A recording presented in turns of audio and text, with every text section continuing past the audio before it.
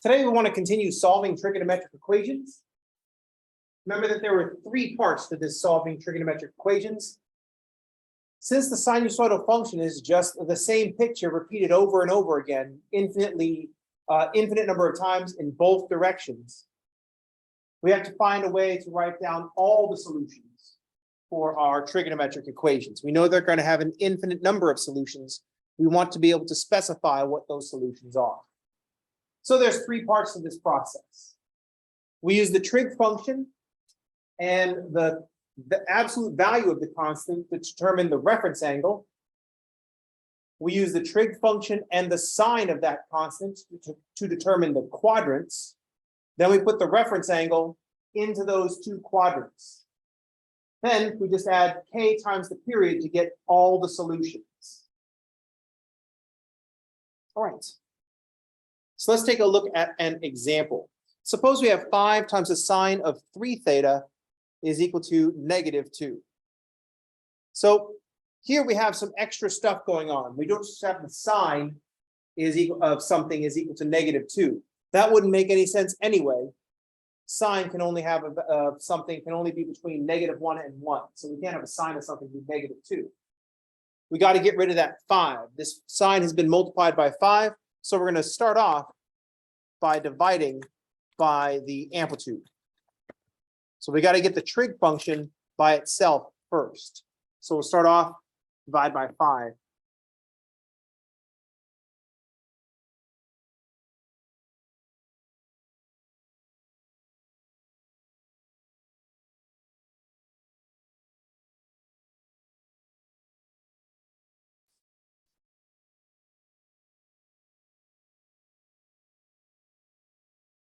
We're going to divide by 5 to get the trig function isolated.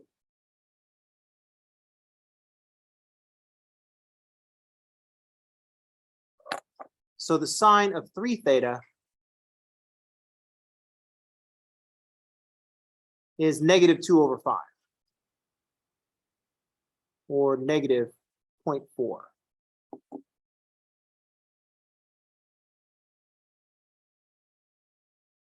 Now we use the trig function and the absolute value of that constant, -0.4, to get our reference angle. Since I don't recognize 0.4, I don't recognize what angle goes with 0.4, I'm just going to use my calculator and find the sine inverse of 0.4. So sine inverse of 0.4. So make sure we're in degrees. And we have a 23.6 degree angle. So our reference angle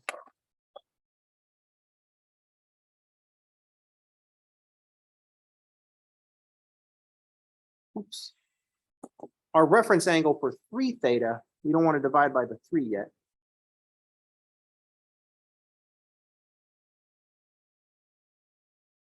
Is 23.6 degrees.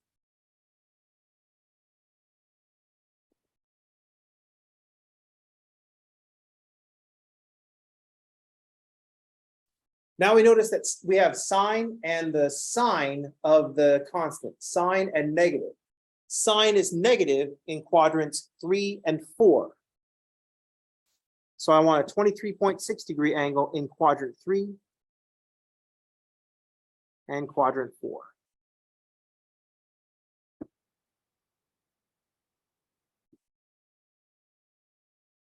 The trig function and the number tell us the reference angle. The trig function and the plus or minus tell us the quadrants. And there are 2 quadrants. So our 3 theta reference angle in quadrant 3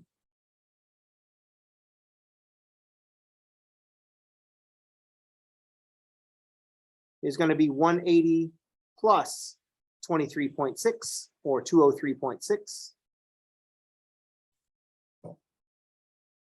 And our 3 theta in quadrant 4 will be 360 minus the 23.6, or 336.4.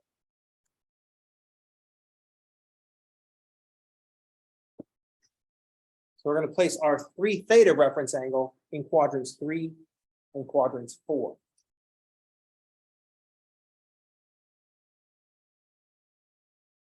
Now we can divide by the 3.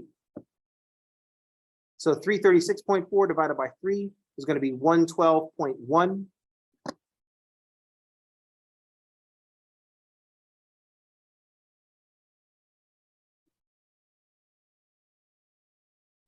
And 203.6 divided by 3 will be 68.9 or 67.9.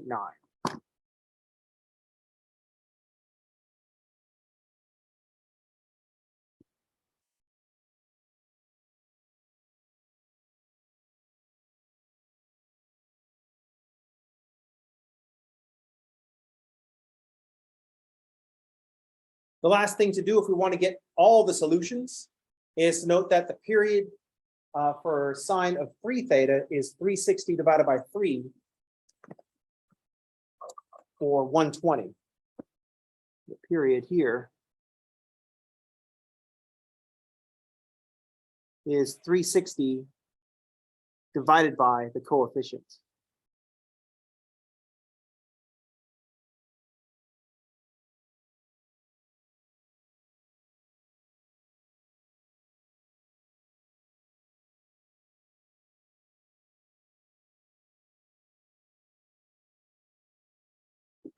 So here are all our solutions. 67.9 plus any integer multiple of 120, 112.1 plus any integer multiple of 120.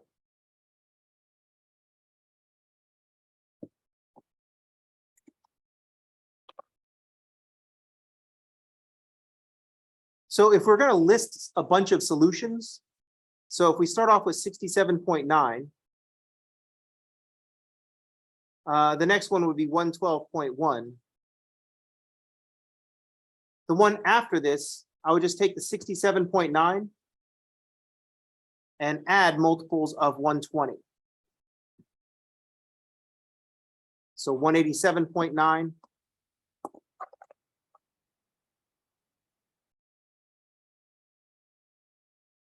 And add another 120, we get 307.9.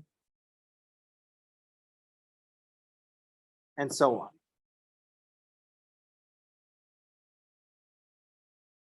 I'd also have the 112.1 plus 120. That would land us at 232.1. That would also be a solution. If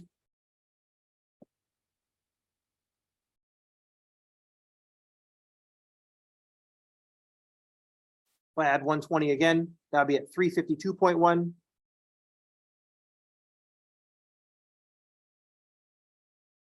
We could also subtract multiples of 120. So if I take the 112.1 and subtract 120, that would be a negative 7.9.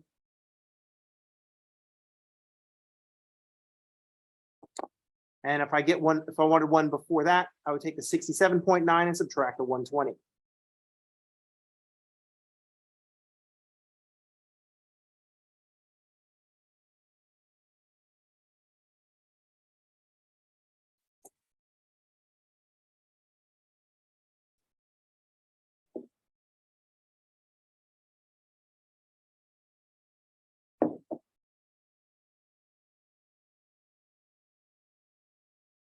The 67.9 and the 112.1, those would be our first two that happened in our first cycle. And then all the rest will be in subsequent cycles. There are many cycles. So here's the first cycle in quadrant 3 and 4 of the first cycle, and then our next cycle after that, and so on.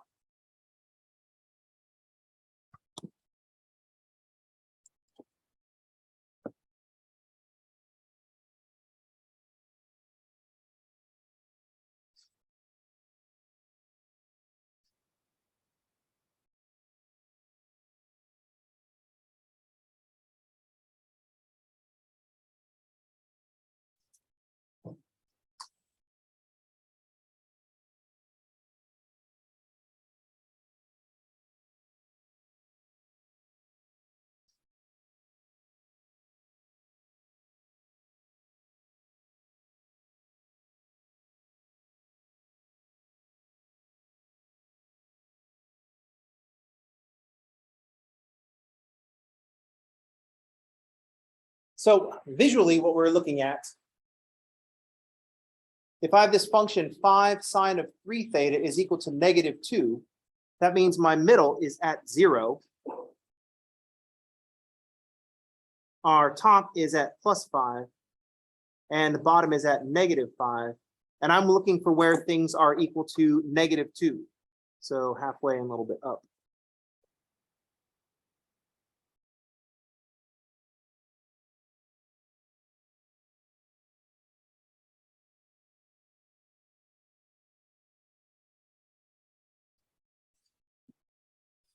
If I start drawing this sine function, in each cycle, we're going to hit that -2 twice.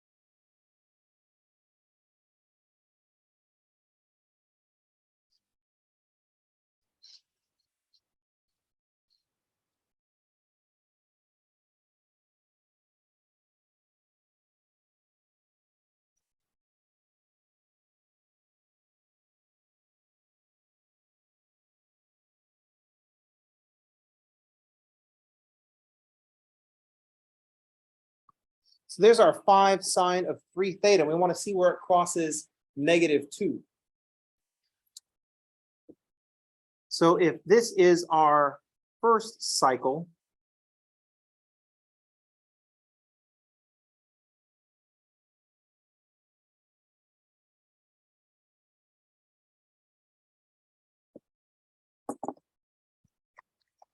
the 67.9 and the 112.1 correspond to these two intersections.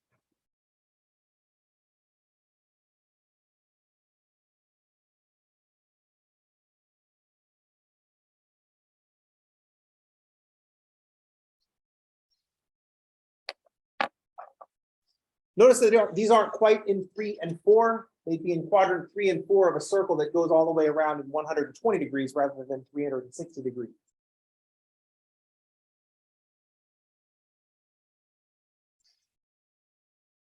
But then the next one will happen 120 degrees later.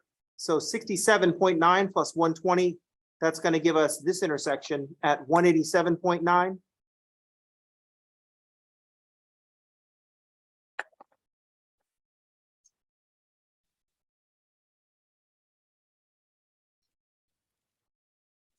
And the next one after that didn't actually get shown here, that would be the 307.9.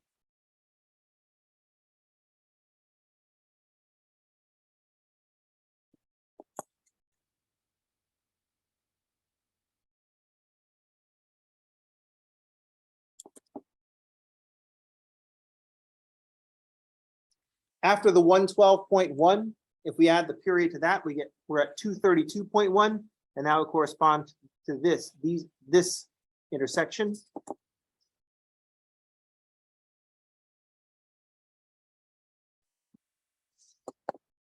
So that 187.9 and the 232.1, those are each 120 degrees past our first two, the 67 and the 112.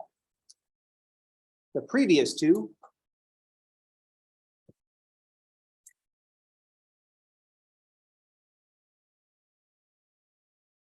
here's our -7.9.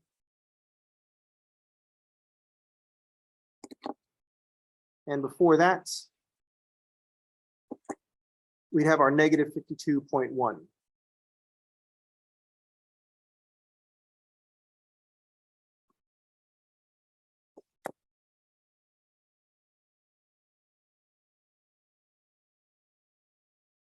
So the 67 and the 112, those are the first two that show up in that first cycle. This next pair, 187 and 232, they show up in that second cycle. 307 and 352 will show up in the third cycle. -52 and -7.9 show up in the cycle that went before our primary cycle.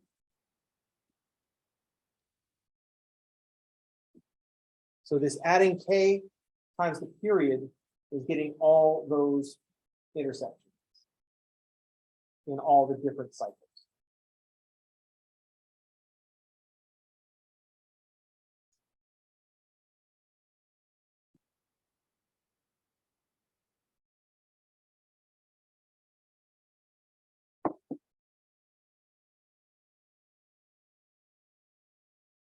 Any questions?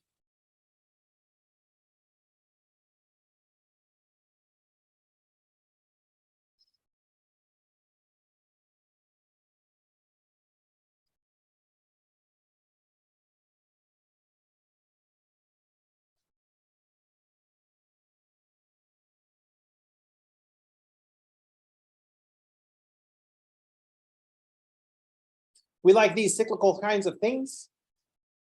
We do something like, for example, in 2 years, we'll have another presidential election, because those happen every 4 years. The period of presidential elections is 4 years. So if you figure out when one of them is happening, so if one of them is happening in 1980, then the next one happens in 84, then 88, then 92, and so on, every 4 years.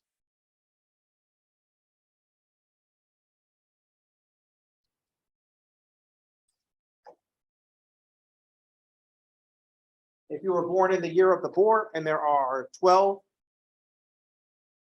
years in each of those cycles, the next year of the boar will be 12 years later, and then 12 years after that, and then 12 years after that. Is everybody okay?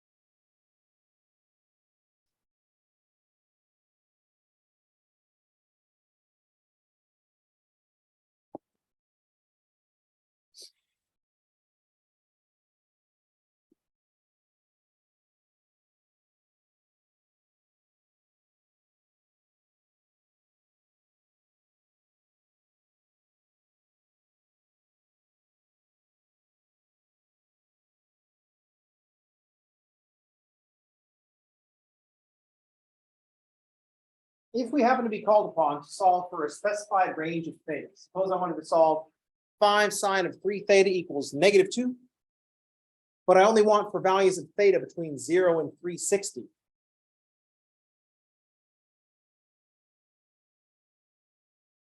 There are a few things we can do. First of all, we've already solved this equation, so we know what our formulas are. We just figure out, we just keep adding multiples of 120 until we get all the values in the specified range.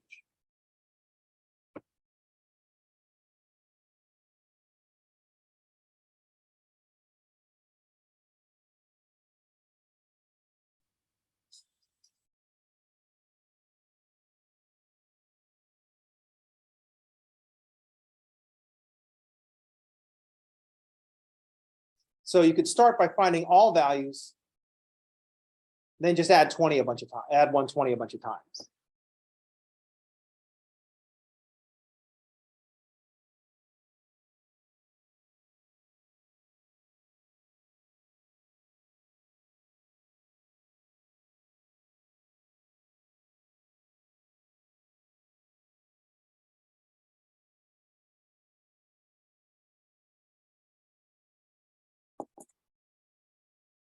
So one thing that you can do is find all the values, find that expression with the plus k times the period, and then just plug in values of k to fill in the specified range.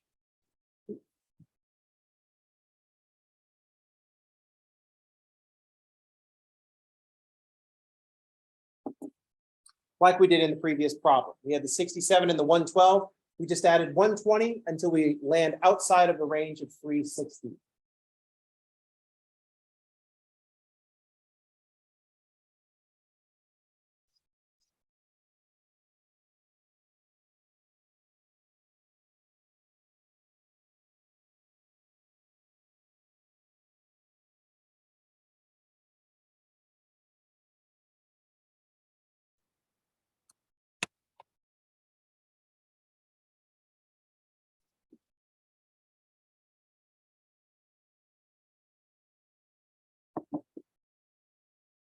One thing to note about this, if we're solving the equation 5 sine of 3 theta equals -2, the 3 theta indicates the number of cycles we're cramming into one circle. So if we want theta between 0 and 360, that's one circle all the way around. We know that we're going to have to do for 3 cycles. So the 3 indicates the number of cycles we're going to have to solve for.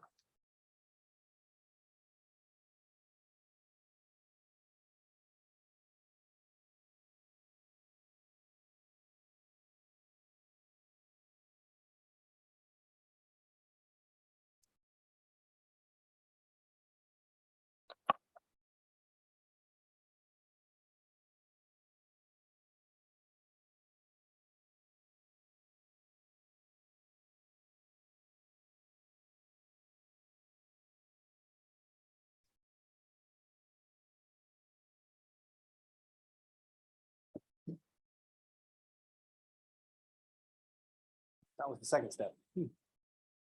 I forgot to label it. So 3 is the number of cycles we'll need. So we know that once we get our first 2, that's going to be our first cycle.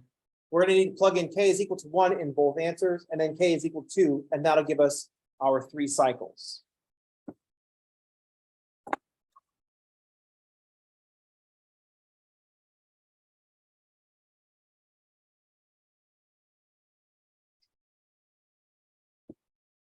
So for k equals 0, 1, and 2, that will give us our 3 cycles that we want.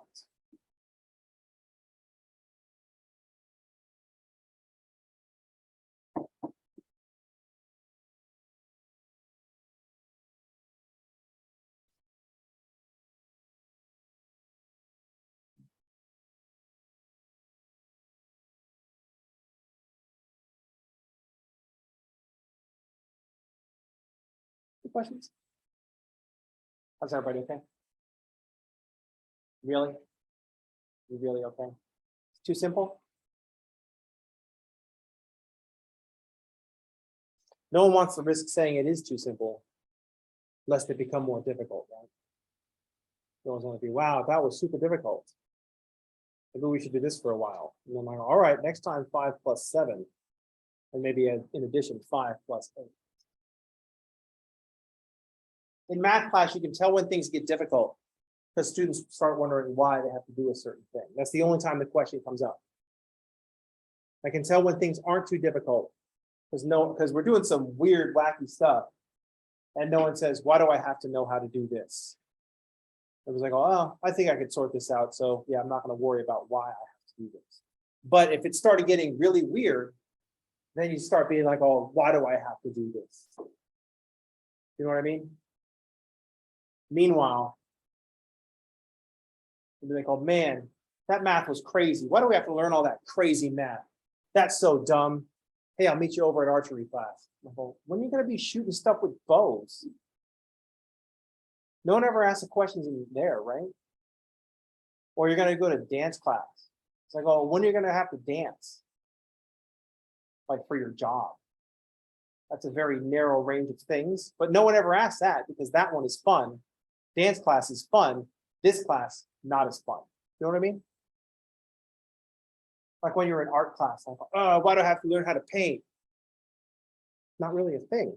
Oh yeah, that'll be fun. But math class, all of a sudden it needs to be justified. Why is this in the curriculum?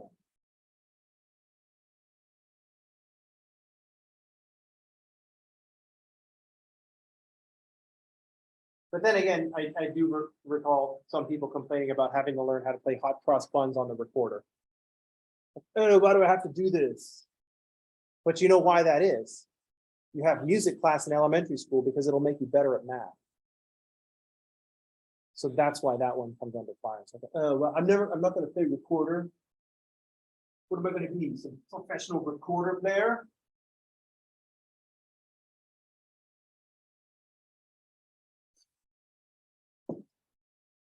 Anyway, what are we talking about? Oh yeah, solving trigonometric equations. A thing, by the way, that all of you are going to have to be doing in your professional lives. I've looked into the future. I don't know what you think you're going to be doing for a job, but all of your jobs in the future involve solving trigonometric equations. I've seen it. The boss comes walking in. It's like that scene from Office Space. Boss comes walking in. Yeah. I'm going to need you to solve these trigonometric equations. That would be good. Why don't you come in on Saturday? Go ahead and take care of these. Have you seen the movie Office Space? If you have not seen the movie Office Space, that's your homework this weekend. See the movie Office Space.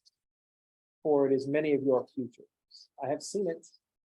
Not the movie, your future. So I'm going to be an engineer. Watch the movie Office Space and see if you still want to be an engineer. Especially if you're going to be like a computer engineer. You know what I mean?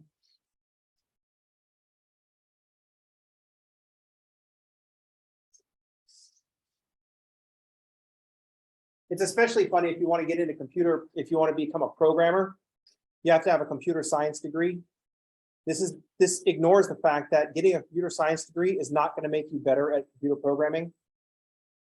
It's just going to make you qualified for the jobs in computer programming. If you want to be a computer programmer, you have to be working on your computer programming skills. That makes sense? Like if you're going to be an artist, you can't wait for the degree to happen before you become an artist. You have to be an artist now. You have to be building your portfolio and working on your skills now. Your classes aren't necessarily going to be making you better at that. But in computer science, for some reason, like, oh, you need a computer science degree. Look at all my awesome code. Yeah, but you don't have a degree.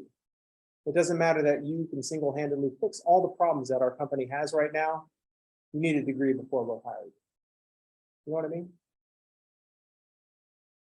Or if you have the job, then the company's going to be like, oh, well, if you want to advance to this promotion, I know you've done everything that we've ever asked you to do to an exceptional degree, and you've trained all of your coworkers and your manager to be better programmers, but we're not going to be able to give you a promotion because you don't have a master's degree. At which point you need to ask, so will you pay me to get a master's degree? And if the answer is no, they don't want you. They've gotten everything they want out of you. So that's time to freshen up your resume and go somewhere else and find a place that will give you a master's, pay you to go get a master's. You know what I mean?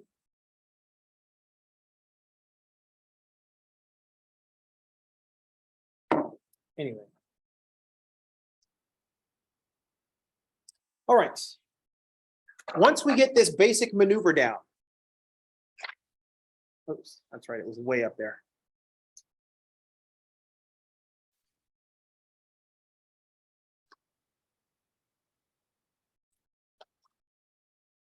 Once we get, gosh, how far was it? There we go. Once we get the basic maneuver down, trig function and constant for a reference angle, trig function and plus or minus for the quadrants, add k times the period. Once we have that basic maneuver down, all we do is add extra stuff around our solving. Everything else is just going to be extra stuff.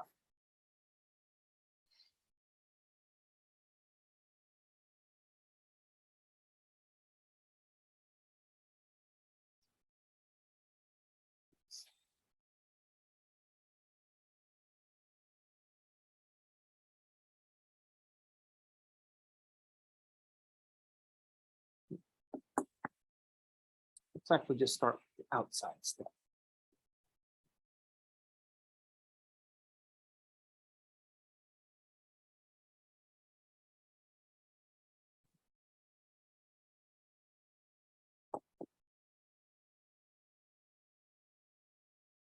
Here I've just taken the previous equation that we had before and just subtracted 7 to make it look like there's more stuff going on.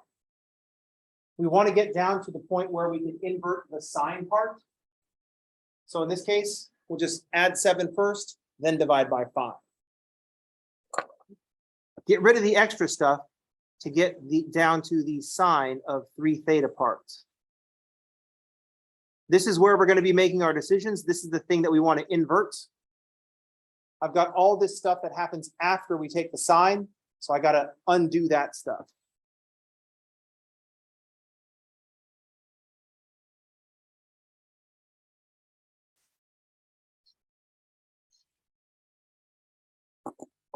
So we're going to isolate the trig function first. We'll add 7 to both sides.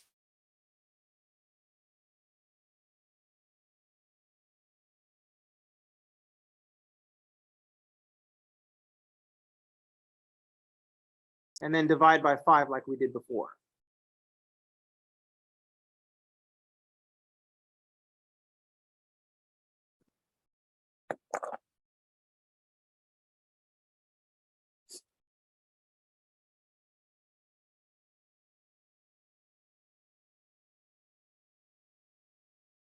Now we've got the trig function by itself. We're ready to undo the trig function to get at the 3 theta.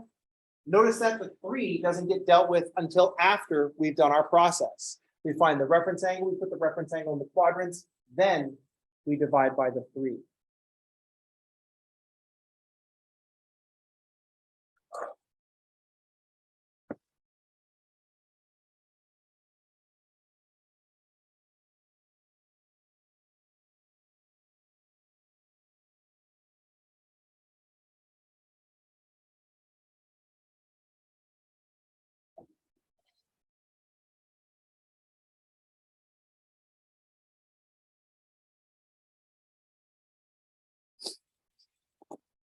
Here's a bunch of more stuff that happens after the trig function.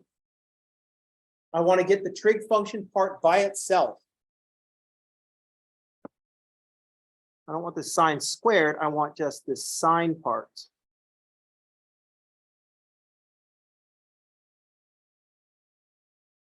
And we're going to isolate the trig function and get rid of all this stuff that happened after the trig function. In this case, we'll subtract 7.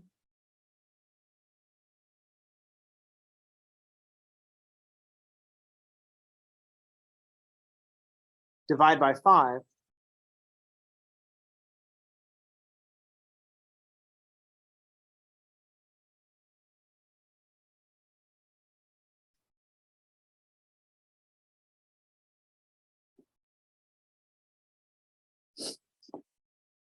And I got to get rid of the square part.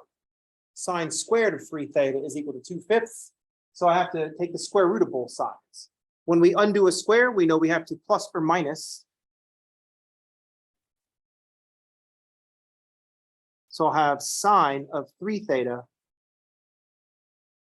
is plus or minus the square roots of 2/5. Now I've got the sine of 3 theta all by itself. I'm ready to do the inverse sine thing. Get my reference angle, put the reference angle in the quadrants, and then once I've got that, I can divide by the 3.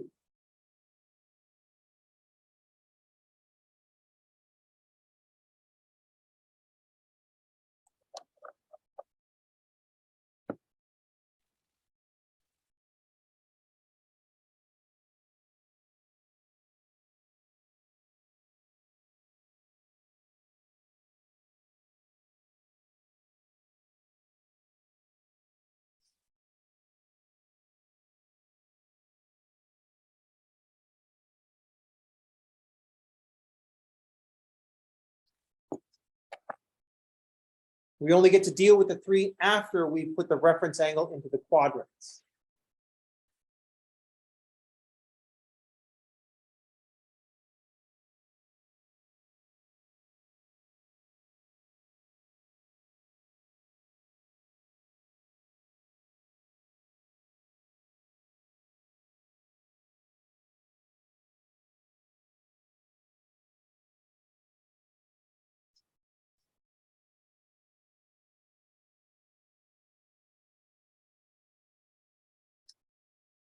The reason for this is we want to keep thinking in terms of inverse operations in reverse order. This whole three-step process where we find the reference angle, put the reference angle in the quadrants, then divide by the 3. That's or not the divide by the 3 part. The reference angle in the quadrants, that is part of undoing the sine function. The 3 happens before, so if we're going in reverse order, that's why that happens last. Think about the order of operations in this equation. First, we take theta and we multiply. If we start with theta, the first thing that happens is we multiply by 3.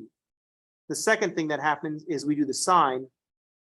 The third thing that happens is we square. The fourth thing that happens is we multiply by 5. And the fifth thing that happened is we added 7. And that's how we got to 9. That's how theta turned into 9. So if I want to undo this process, and turn 9 back into theta, I've got to do inverse operations in reverse order. First, we'll subtract 7. Second, we divide by 5. Third, we do a square root. Fourth is where we do all the steps that we need for the sine inverse. Reference angle, quadrants. And I'll just abbreviate by saying sine inverse for the reference angle, and then we'll have to do the quadrants.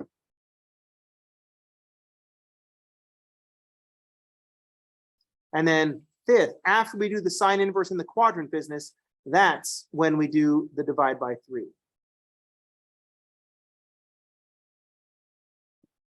And that's how we turn 9 back into theta.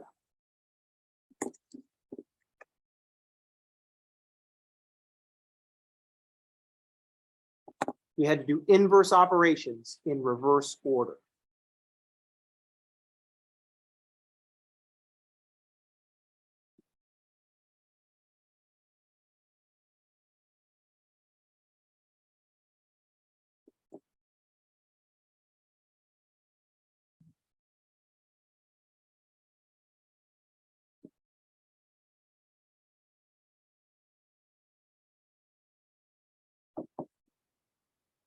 Questions?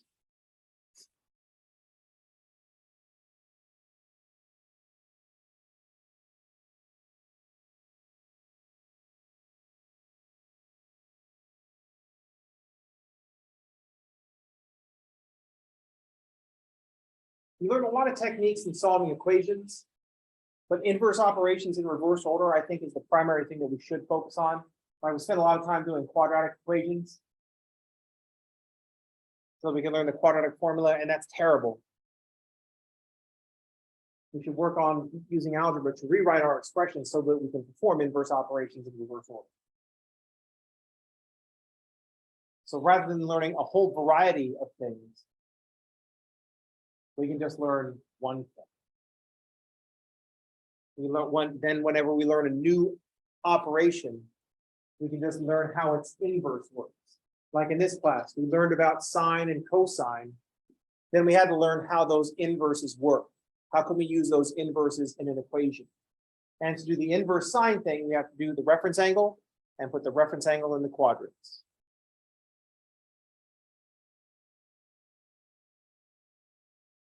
How's everybody okay?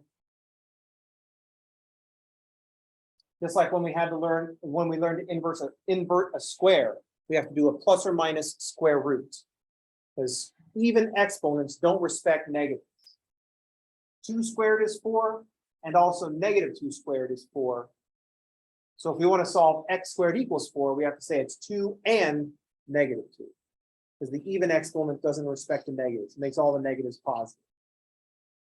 Even exponents are like those people that when you're sad or angry, it's like, cheer up, calm down.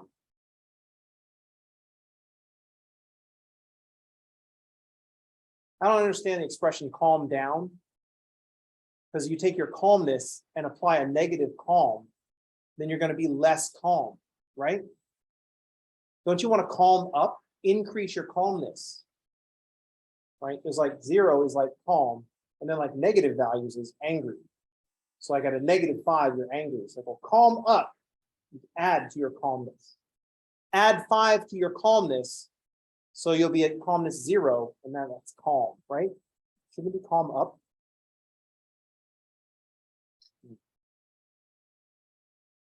It's the same thing like when you walk into a high school class, they're like bouncing off the walls. The teacher's like, oh, settle down. No, I want the settling to come up. Increase your amount of settle. Right now, there's too much unsettle. Teacher should be like, oh, settle up. I don't know. English doesn't make any sense mathematically.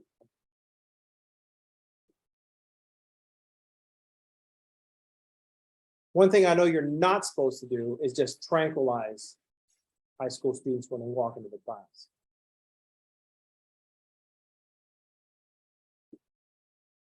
I had a little spray bottle. Just like dissolve some Thorazine in it. Shake that up.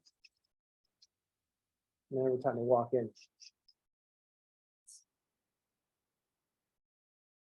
This is because I taught at an all boys high school. And right after lunch, I had a class of all freshmen. It was just too much. It's way too much. This is how I knew I was completely in the wrong job.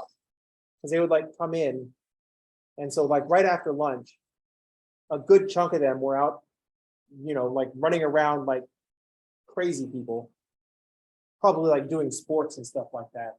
So the other problem that you run into when they're out there running around doing sports and whatnot, they come in, they're all amped up from running around. And that's good. I want them to run around and get exercise. But the problem is that it maintains like an amped up state, right? They need a free period after lunch to kind of chill out. So they don't have to focus. They come in after lunch. They're like, oh, I'm all amped up. It's like, well, let's have a calming time. Let's like sit down and just give them a chance to like chill, right? Because they're teenagers, so we just gotta give them a chance to chill, give them a chance to practice that before they have to focus again, instead of like instantly go from amped up to amped off, amped down. See, that one makes sense. Amping up, amp down, kids. Then combine that with the fact that it's like high school and they're freshmen. And so biologically, they have found puberty, but they have not necessarily found deodorant. So that was a very stinky room. I kind of wonder if my lack of sense of smell today is because of that experience. Like that is the physical effect of having taught high school with a class of freshmen right after lunch.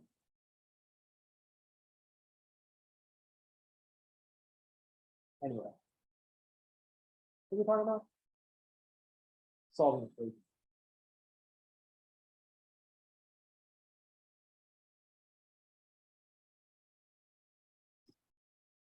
Any questions? Comments? All right. Let's take a break until next week on Tuesday at 1 o'clock. That's going to be it for today. That's going to be it for this week. I will see you all on Tuesday. Everybody have a good weekend. And thank you for playing.